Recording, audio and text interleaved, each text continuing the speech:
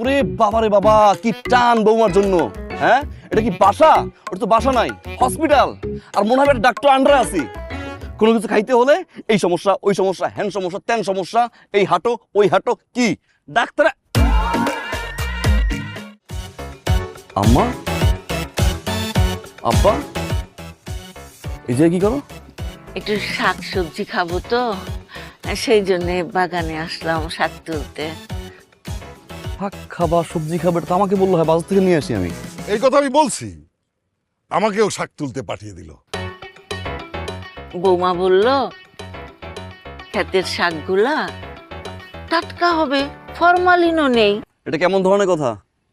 শাকসবজি খেতে ইচ্ছা করলে কি খেতে পাঠাই দিবে? বাইক চালাতে পারি? একদম পারতেছি না। প্রতিটা মানুষের 20 মিনিট হাঁটা উচিত। আর 20 মিনিট হাঁটতে গিয়ে যে আমার 1 ঘন্টা হাঁটতে হচ্ছে, এটা বুঝে না? অবশ্যই 20 মিনিট হাঁটতে হবে। 20 মিনিট না, 1 ঘন্টা হাঁটতে হবে। তোর শরীর স্বাস্থ্যের কি অবস্থা হয়েছে দেখেছিস?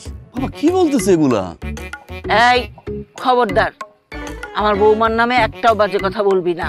ওরে বাবা রে বাবা, কি টান বৌমার জন্য। তারা